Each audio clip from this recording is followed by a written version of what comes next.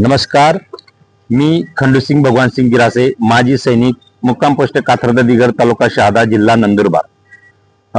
मी दिनांक 16/12 रोजी शहादाचे तत्कालीन तहसीलदार श्री दीपक पदमसिंग गिरासे यांनी पदाचा गैरउपयोग करून भ्रष्ट मार्गाने मोठ्या प्रमाणात आपली पत्नी व सह नातेवाईकांच्या नावावर मोठ्या प्रमाणात संपत्ती गोळा केली असल्याची तक्रार मी महाराष्ट्राचे मुख्यमंत्री व महसूल मंत्री यांना तक्रार दाखल केली होती. त्या अनुषंगाने माननीय जिल्हा अधिकारी नंदुरबार यांच्या आदेशान्वये शहादा प्रांत अधिकारी